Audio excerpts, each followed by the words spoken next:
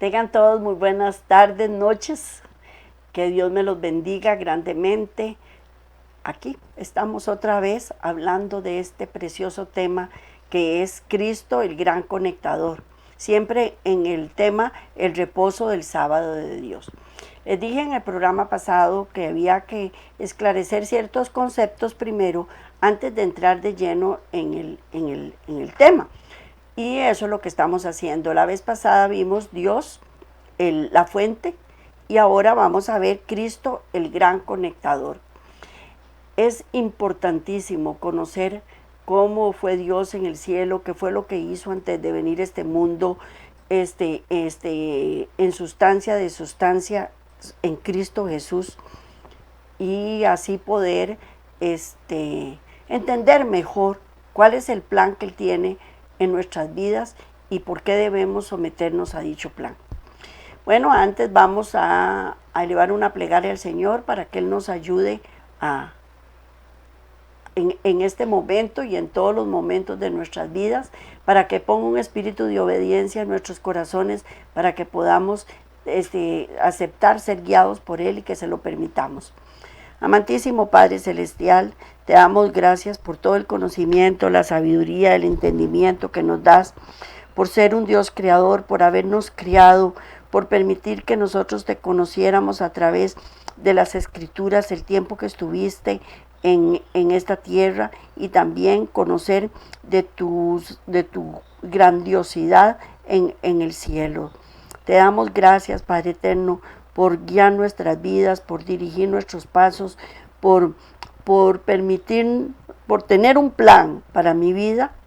Y aunque me aparté y hice muchas cosas que no debía haber hecho, Señor, pero siempre te doy las gracias por haberme permitido volver a tu redil.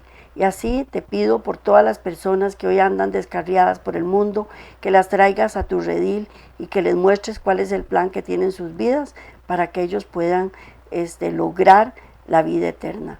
Te damos gracias una vez más en nombre de Cristo Jesús. Amén. Amén.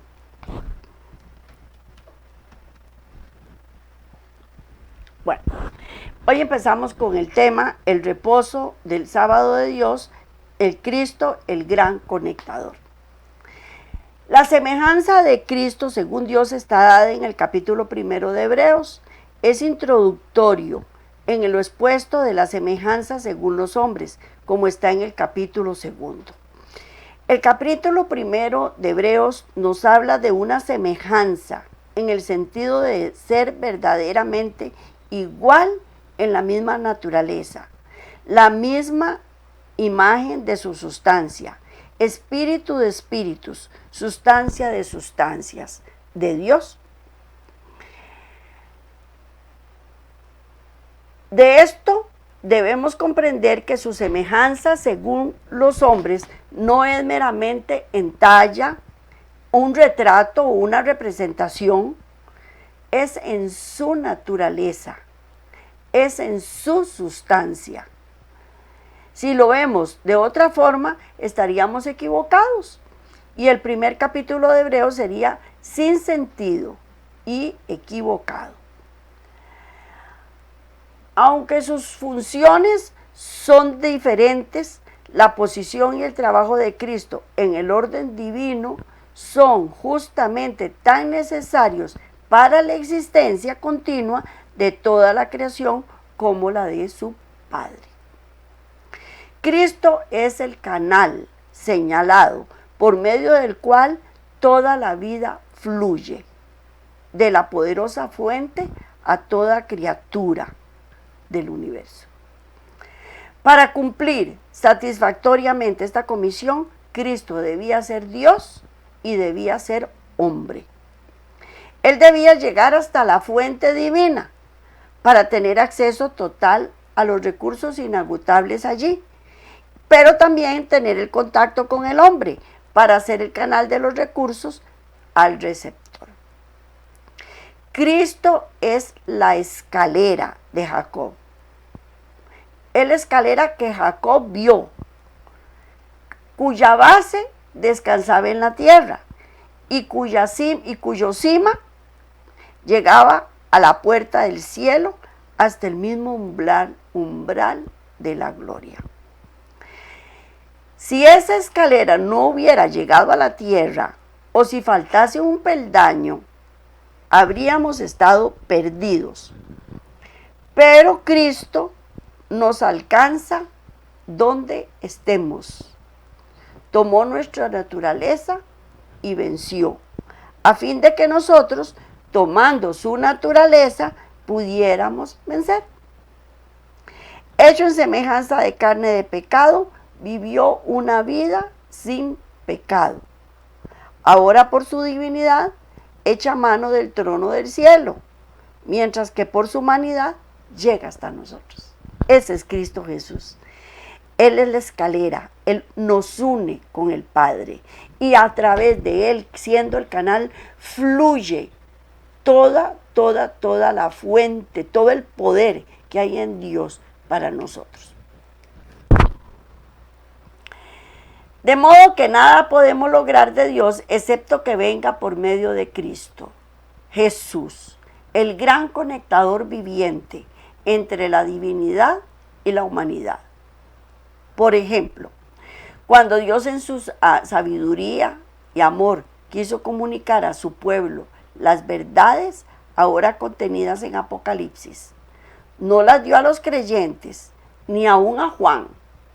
Él las dio a Jesús, quien las entregó a su siervo Juan por medio de su ángel, como está escrito. Vamos a la primera imagen, Apocalipsis 1:1, que dice así: la revelación de Jesucristo que Dios le dio para manifestar a su siervo las cosas que después deben suceder pronto, y las declaró, enviándola por medio de su ángel a su siervo Juan.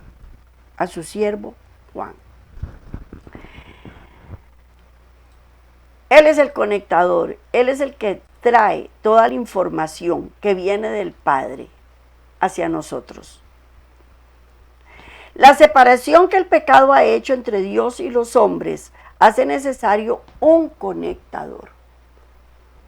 Recordemos Génesis. Estaba Adán y Eva en el huerto de Edén y todas las tardes venía Dios a conversar con ellos. Pero ¿qué pasó cuando pecaron? Ya la comunicación se rompió. Entonces se hizo necesario que estuviera Cristo, un conectador. Por eso nosotros necesitamos un conectador día a día. ¿Por qué? Porque es a causa de la transgresión. A causa de la transgresión, la humanidad no puede acercarse a Dios, excepto por medio de Cristo. Los seres sin pecados también necesitan un conectador, entre ellos y el infinito. Los ángeles necesitan también un conectador. Dios es tan poderoso que llena de energía el universo entero.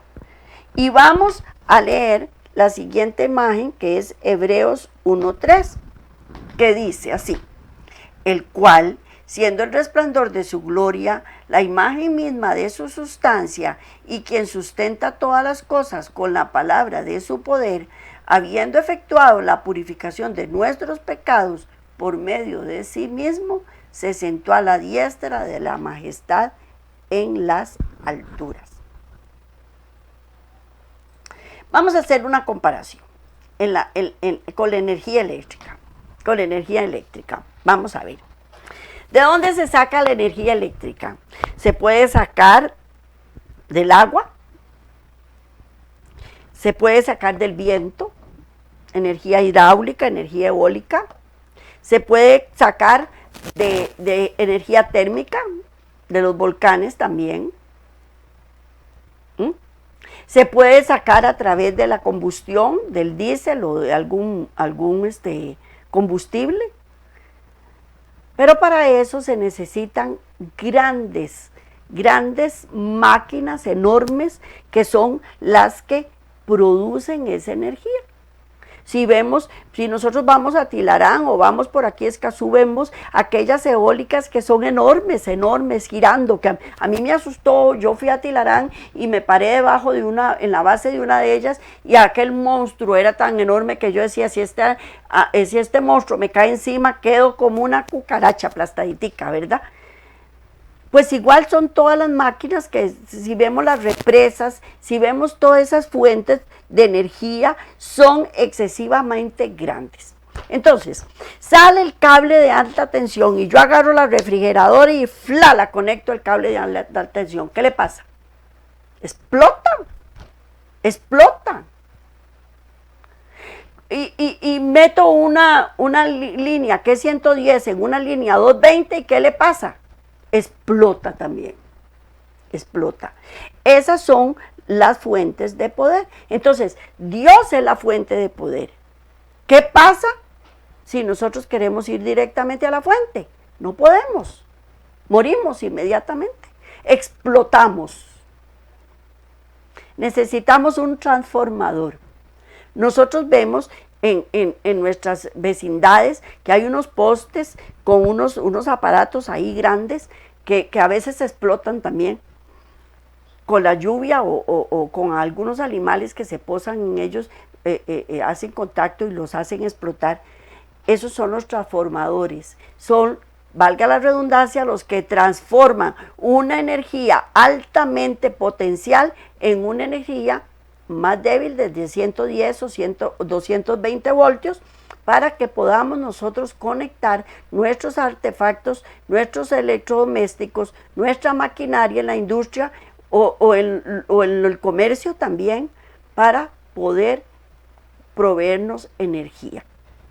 Bueno, pues vamos a comparar a esta energía eléctrica con una gran fuente de poder que genera grandes cantidades de voltios. Si conectamos directamente, explotan, ¿verdad? De la misma manera, Cristo es el transformador, quien es el conducto del poder de Dios a las criaturas no caídas y caídas, a tal grado de intensidad que ellas pueden recibirlo sin peligro.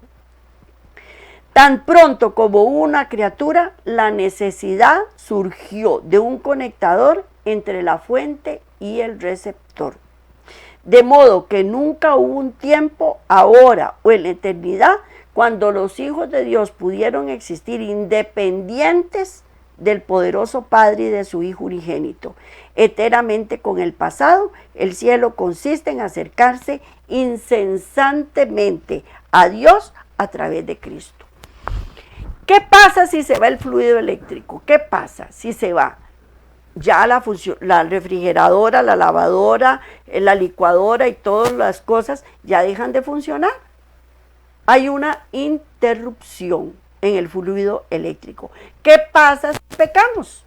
Hay una interrupción en la comunicación con Cristo, porque Él se aparta. No, nosotros somos los que nos apartamos. Es como cuando una refrigeradora, seguimos con la refrigeradora, se descompuso, dejó de funcionar. Ya por más que la enchufe y la desenchufe y haga un montón de cosas, ya no va a funcionar, tengo que restaurarla. Pues igual nos pasa a nosotros. Cuando pecamos, dejamos de funcionar para Dios. Tenemos que ser restaurados para poder volver a funcionar. Cuando los hijos de Dios pudieron existir independientes del poderoso Padre y de su Hijo unigénito, nunca hubo un tiempo cuando pasó eso. Nunca. No podemos existir. No podemos. Eternamente como en el pasado, el cielo consiste incesantemente a acercarse a Dios. Ustedes me pueden decir, pues si yo peco, y acaso que me he muerto. Sí, es cierto, porque Dios es tan misericordioso que Él sale el sol para buenos y malos todos los días, cae la lluvia para buenos y malos todos los días, hay comida y verdura para buenos y malos todos los días. Pero va a llegar el momento en que vamos a morir y vamos a tener una muerte eterna si no nos ponemos a cuentas con Cristo. Vamos a la siguiente imagen, Efesios 3:11, que dice así: conforme al propósito eterno que hizo en Cristo Jesús nuestro Señor. ¡Ay! Hay un propósito eterno. Qué bueno que está esto. Hay un propósito eterno. Esto no fue hecho como una necesidad o como una medida temporaria que nunca había surgido antes que el pecado apareciera. Fue conforme a la determinación eterna que hizo en Cristo Jesús nuestro Señor. Hay profundidades en este plan que es llamado el misterio de Dios. Y el plan fue hecho. Él fue hecho y no fue temporaria, ni fue por crear una necesidad.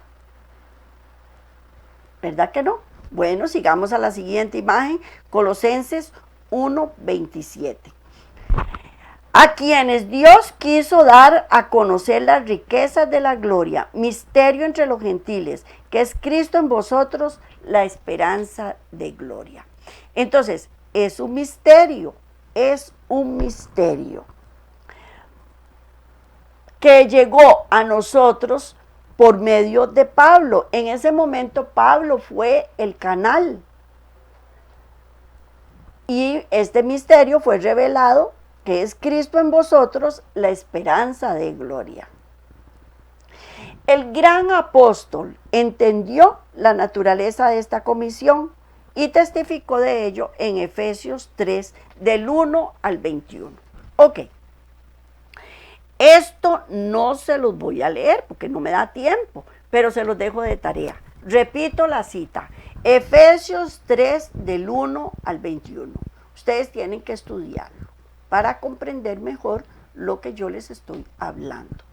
Pero yo, por falta de tiempo, no se los puedo dar. Vamos a la siguiente imagen, Efesios 3 del 8 al 11. Efesios 3, del 8 al 11. Dice así: a mí, que soy menos que el más pequeño de todos los santos, me fue dada esta gracia de anunciar entre los gentiles el evangelio de las inescrutables riquezas de Cristo y de aclarar a todos cuál sea la dispensación del misterio escondido desde los siglos en Dios, que crió todas las cosas para que la multiforme sabiduría de Dios sea dada a conocer por medio de la iglesia a los principados y potestades en los lugares celestiales, conforme al propósito eterno que hizo en Cristo Jesús nuestro Señor. Nuestro Señor. Bueno, eligió a Pablo y le dio todo este conocimiento. ¿Para qué? Para que nos lo transmitiera a nosotros, porque fue un misterio escondido por los siglos. Pero ya ahora no es un misterio. Pablo nos esclarece esto y nos dice cómo es que funciona.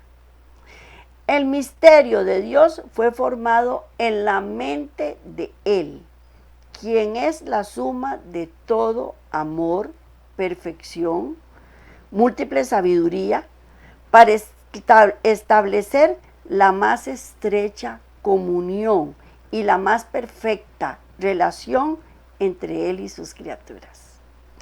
¿Cómo se comunica Él? Con amor, con sabiduría, con perfección. Esa es la fuente y eso es lo que Él nos quiere dar. ¿Queremos tener amor? Dios no lo da. ¿Queremos tener perfección? Dios no la da. ¿Queremos tener múltiple sabiduría? Dios no la da. Pero no debemos romper esa comunicación con Él. No la debemos romper. Él quiere relacionarse con sus criaturas. Es la provisión divina garantizando vida abundante a todos quienes, una vez iniciado el plan, rehúsan ser separados de Él. En este plan toda la hermosura, la gloria, el poder y amor en el carácter santo y justo son manifestados. De modo que cuando mejor es entendido el plan, tanto más intensiva, feliz y agradecidamente el creyente amará a su divino autor. Veamos ejemplos, porque siempre me gusta poner ejemplos. Nosotros vemos una pareja de esposos que se casaron tan enamorados, tuvieron problemas económicos, problemas con la pareja, etcétera, etcétera. Pero siempre juntos, siempre contentos, caminando juntos, pasaron 20, 30, 40 años de matrimonio y siguen juntos y se ve aquella pareja unida. Entonces uno se queda pensando, ¿por qué? ¿Por qué? Tal vez uno piense, ¿por qué ellos sí y yo no? ¿Por qué vemos personas que todo el tiempo todo les sale bien? Y decimos, ¿por qué ellos sí y yo no? Pero nos hemos preguntado, ¿se sujetaron ellos al plan de Dios y yo no? ¿Por qué todo les va bien?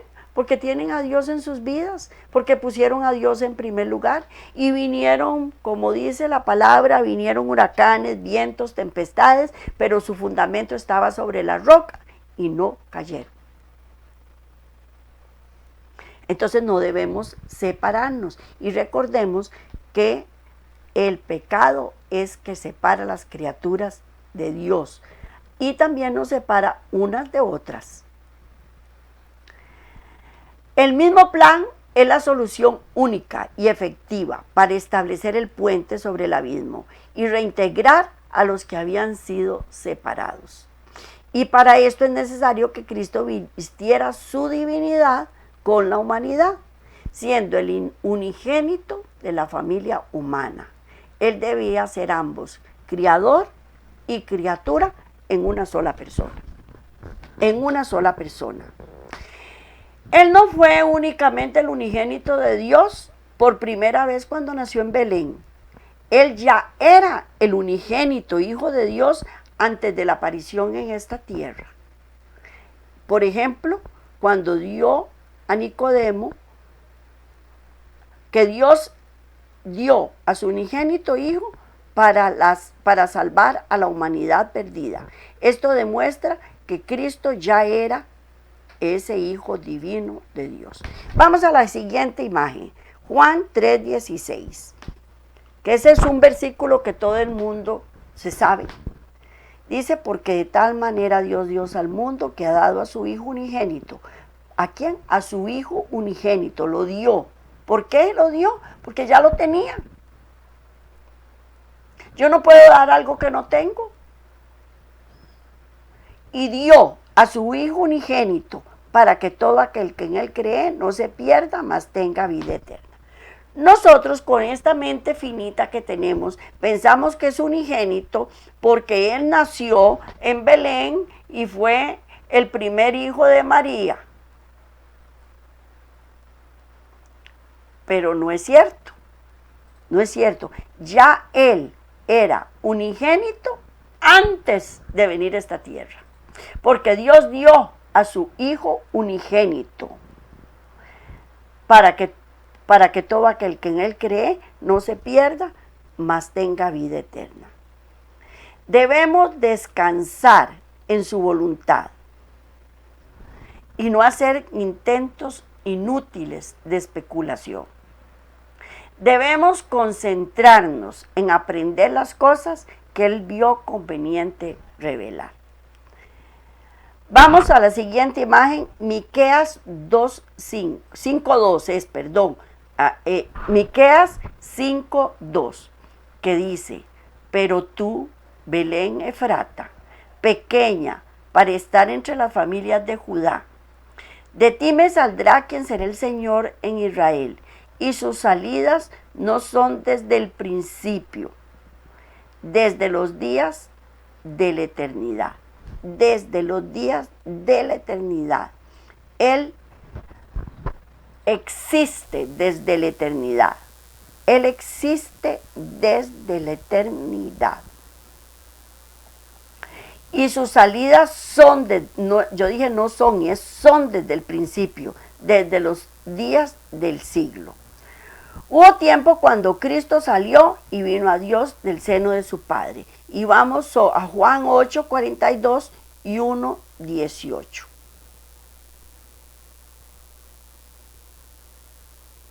Dice Juan 8:42.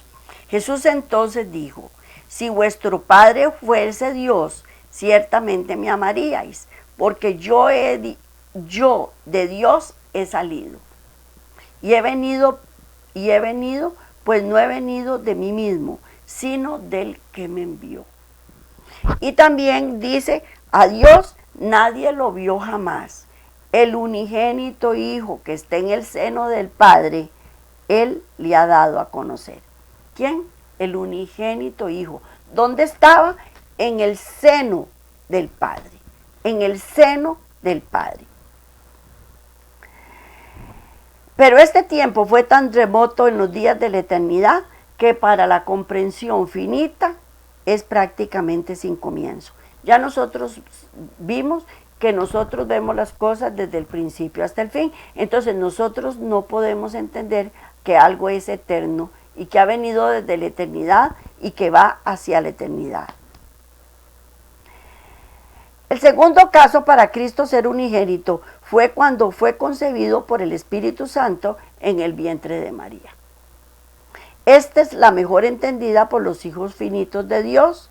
Es en la aparición de Cristo, en la familia humana, la vida de Dios y el hombre fueron combinadas. Cristo fue ambos. Y vamos a la siguiente imagen, que es Efesios 2:15. Vamos a ver, Efesios 2:15, que nos dice: aboliendo en su carne las enemistades, la ley de los mandamientos expresados en ordenanzas, para crear en sí mismo de los dos uno solo. Un solo y nuevo hombre, haciendo la paz. Entonces, de los dos se hizo un solo hombre. Este misterio de verdad es confirmado no solo por el milagro de la concepción y nacimiento de Cristo, sino también por su presencia en la zarza ardiendo, en el tabernáculo en el desierto. Esto no fue entendido por los fariseos en los días de Cristo. Vieron a Cristo como siendo nada más que un hombre admirable. En lugar de ver en él a un Dios humillado hasta las limitaciones de un ser creado. Como les dije, Dios ha querido siempre estar con nosotros. Él ha querido siempre estar con nosotros, vivir con nosotros, morar con nosotros. Es el pecado que nos aparta y nuestra ignorancia, porque cuando Él estuvo en esta tierra no lo quisimos ver, no lo quisimos aceptar. Y ustedes dicen: ay, qué bárbaros los judíos, qué bárbaros los fariseos, qué bárbaros los romanos. No. En la actualidad nos pasa eso. Ni lo reconocemos como Dios, ni lo reconocemos como hombre cuando estuvo en esta tierra. No lo queremos reconocer. ¿Y por qué no lo queremos reconocer? Porque estamos en nuestra vana manera de vivir. Y estamos siempre sometiéndonos al pecado. Y esto nos aparta de la fuente. Así es que no debemos hacer esto. Asimismo, en el cielo, por exaltación propia, Lucifer, habiendo perdido el poder para ver esta gran verdad espiritual, contempló a Cristo no como Dios en forma de criatura, sino como un ángel especial e injustamente favorecido, que había sido exaltado por él mismo. Cuando vio a Cristo entrar en la presencia y en el consejo de Dios, como a él no se le permitió hacerlo, su celo no conoció límites y decidió desafiar la posición del Hijo de Dios. No fue la posición del Padre la que disputó, fue la de Cristo. Decidió reemplazar los caminos de Dios por los suyos propios, incluyendo en esta guerra a toda la humanidad. Es que no hay nada diferente en esta tierra. Nosotros obedecemos a nuestro padre, el diablo, cuando andamos en nuestra vana manera de vivir. Cuando cambiamos los planes de Dios por mis propios planes, estamos actuando igual como le dijo Cristo cuando estuvo en esta tierra, le dijo: a vuestro padre el diablo obedecéis y a ese seguís. Eso es lo que hacemos día con día, a cada instante. No hay nada diferente. Reemplazamos los caminos que Dios tiene establecido para nosotros para ir en pos de mis propios caminos.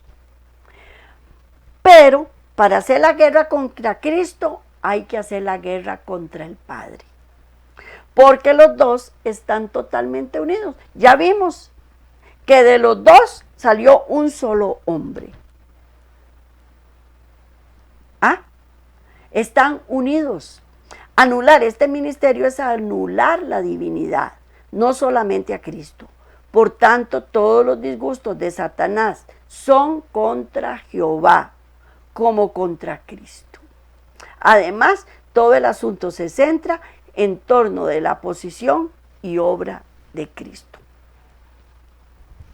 Satanás llegó a disputar la supremacía del Hijo de Dios y así poner en tela de juicio la sabiduría y el amor del Creador. Pero aquel que quería que todas las criaturas tuvieran libre albedrío no dejó ninguna de ellas inadvertidas en cuanto a los sofismas perturbadores con los cuales la rebelión procuraría justificarse. Antes que la rebelión se iniciara, debía presentarse claramente a todos la voluntad de aquel cuya sabiduría y bondad en la fuente de todo regocijo. Dios nos da alegría, nos da gozo, nos da amor, nos da libertad. El enemigo no. Él nos dice: sean libres, fumen, tomen, beban, coman, practiquen sexo ilícito, hagan todo lo que les dé la gana, sean libres. No es cierto. El pecado esclaviza. La verdadera libertad está en seguir a Dios. Ahí es donde está la libertad pura y buena. Él lo que vino fue a pelear la supremacía. Dios nos da regocijo, Él nos da tristeza, porque Él solo vino a matar, a robar y a destruir. Lógicamente que presenta todo muy lindo, porque es un ángel de luz.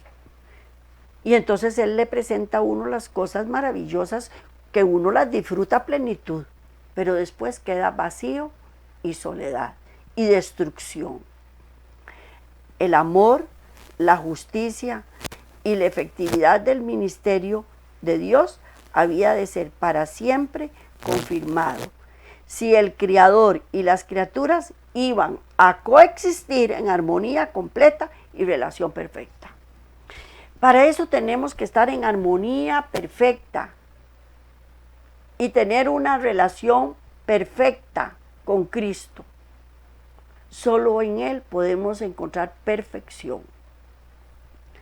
Esto solamente ocurrió ante las huestes celestiales.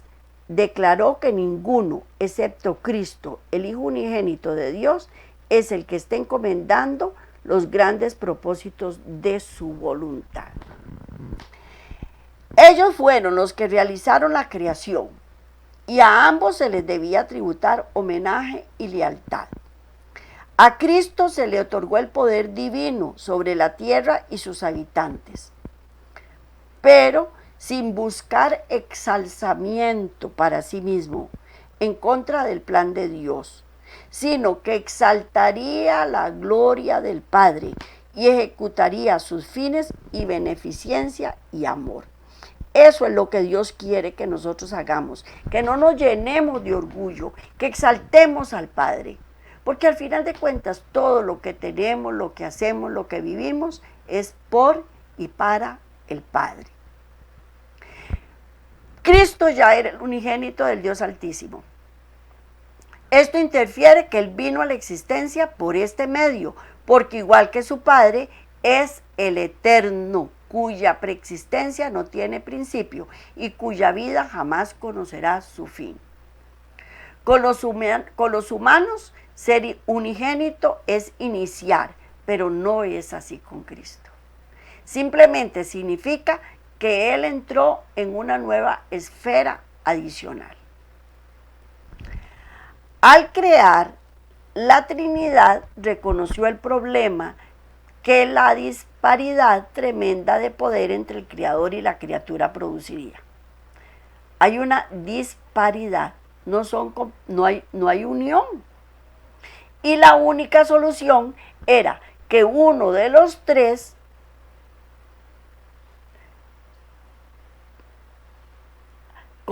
que constituyen la divinidad vistiera a través del proceso de ser unigénito la naturaleza y forma de las criaturas, porque ellas debían tener un conectador para mantener ese vínculo con el infinito, lo cual las capacitaría para sobrevivir.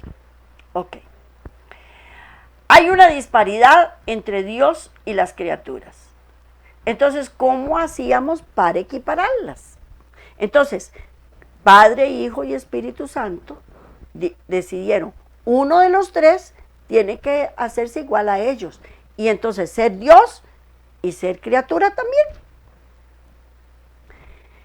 Y Cristo dijo, yo lo hago. Yo lo hago. Para poder equiparar.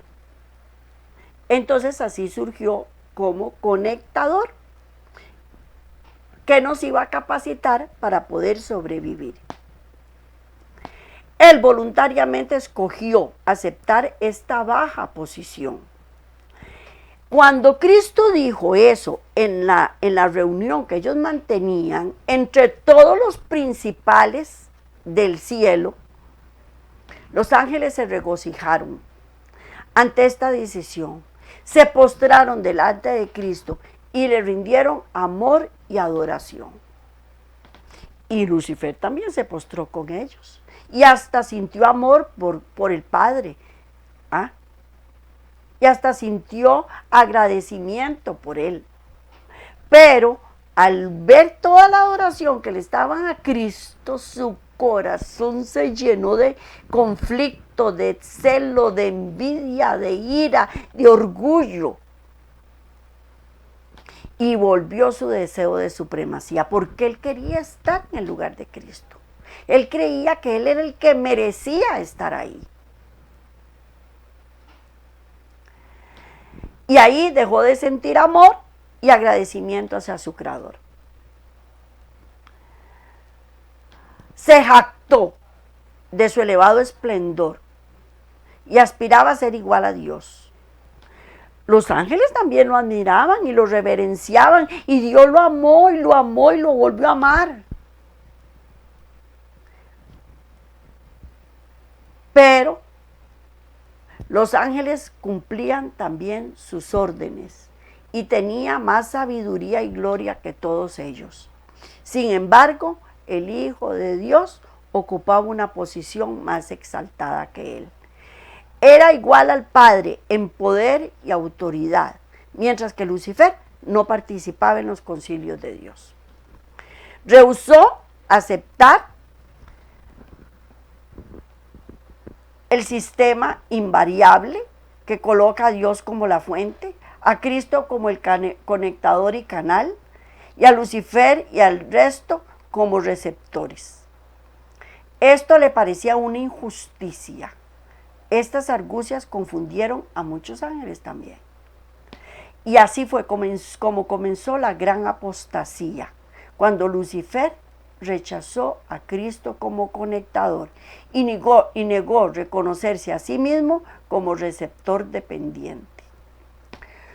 Cuando se le negó ese derecho, decidió conseguirlo por sí mismo, aparte de Dios y contra Dios. El conflicto generado no puede ser terminado hasta que esté completamente vindicado. Pues eso es lo que nos pasa a nosotros, por Dios. nosotros decimos, si no se hacen las cosas como yo digo, Dios es injusto. Qué injusto que es Dios. Estoy sin plata, no tengo para pagar mis deudas. Me metí en un montón de deudas, adquirí un montón de compromisos que ahora no puedo cumplir. Me aparté del plan que Dios tenía para mí y ahora, ¿qué hago? ¿Y ahora qué hago? No tengo dinero y Dios no me quiere proveer dinero. Fumé, tomé, comí, bebí y ahora mi cuerpo está enfermo. ¿Y Dios no me quiere sanar? Es injusto. Dios es injusto. Pequé, usé droga, usé de todo y al final de cuentas Dios es malo. Es injusto. Yo no quiero ser un receptor dependiente. Yo quiero tener de la fuente todo el poder. Sin embargo, me aparté de Cristo. Me llené de orgullo y me fui tras de mi propio plan. Eso no debe ser. Los enemigos de Dios deben reconocer que sus caminos son justos y verdaderos, y cuando lo hagan será demasiado tarde. No porque el tiempo de gracia haya terminado, sino por su obstinación a la dulce influencia del Espíritu Santo que está fuera de redención. Este proceso vital está marcado por la terminación del pecado. No será posible a menos que Dios sea habilitado para demostrar el poder de su misterio por medio de vidas en las cuales será completamente establecido y perfectamente desarrollado. ¿Queremos ser calificados como herederos de la vida eterna? Sí, pero para eso tenemos que aceptar las verdades y establecerlas en mi vida. Dios dio el Evangelio para lograr ese objetivo, pero se da únicamente para los que lo reciban, entiendan y vivan las maravillas de este misterio, que es Cristo en nosotros, la esperanza de gloria. ¿Queremos tener vida eterna? Sí. ¿Queremos ser como Dios? También, pero sin ningún esfuerzo, sin ningún deseo. No quiero yo someterme al plan de Dios. Yo quiero llevar a cabo mi propio plan. Ese es el problema. Y este es el verdadero reposo del sábado de Dios, cuando yo acepto el plan de Dios en mi vida. ¿Por qué? Porque de lo contrario voy de continuo al fracaso, voy de continuo al mal y me estoy llenando de, mi ego lo estoy llenando de orgullo, de envidia, de celo, de humillación. Me siento humillada porque no se me están dando las cosas como yo quiero, porque yo quiero que todo el mundo haga las cosas cuando yo quiero, como yo quiero y porque yo quiero. Y no es así.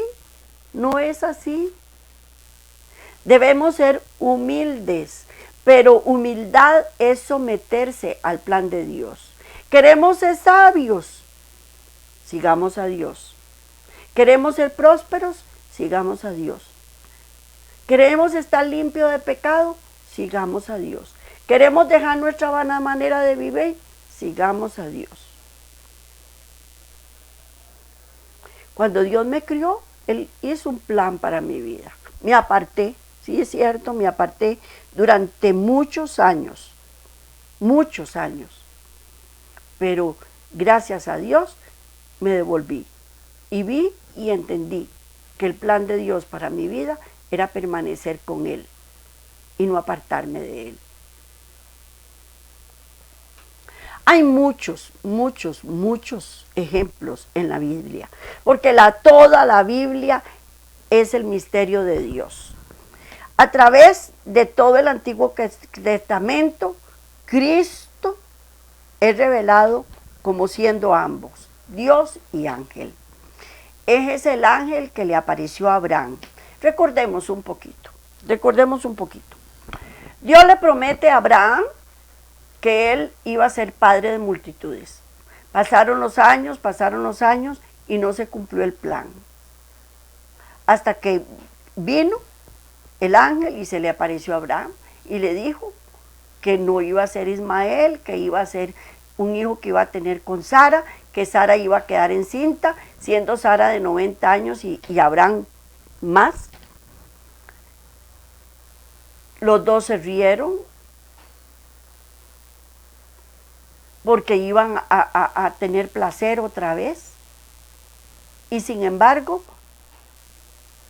ese fue el ángel que se le apareció a Abraham, el ángel del pacto. Fue el que se le apareció a Gedeón también. También se le pareció a Sansón. Recordemos a Sansón.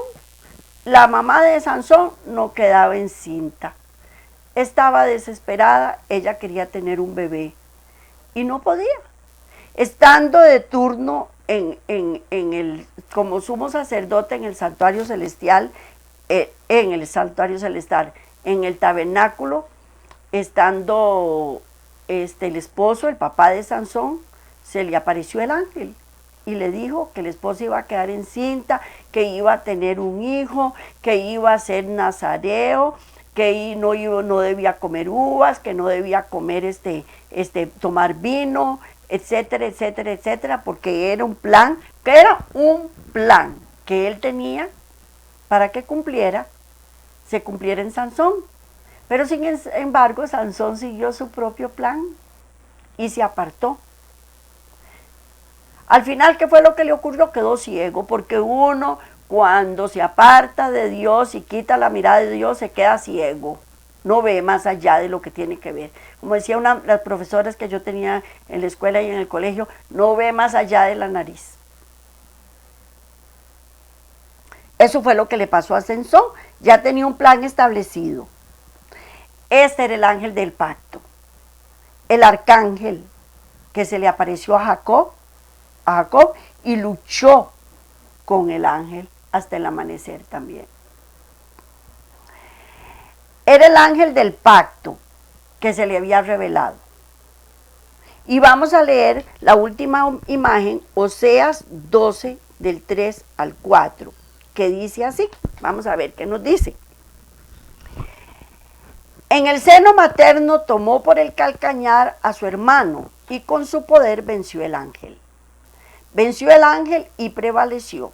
Lloró y le rogó. En Betel le halló y allí habló con nosotros. O sea, el ángel le dice todo lo que pasó, todo esto que pasó. Cuando la mamá de Jacob iba a quedar encinta y se dio cuenta que eran gemelos y que uno iba a dominar sobre otro.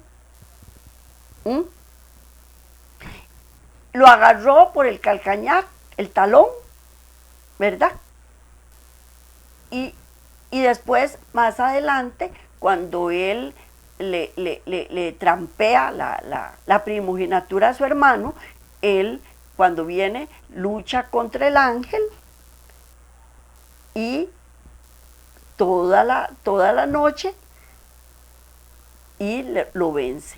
Rogó, lloró, después cuando lo hirió en la cadera, y él se dio cuenta contra quién estaba luchando, lloró, rogó. Y ese es el ángel y prevaleció, y en Betel se halló y habló con nosotros. Es Cristo Jesús.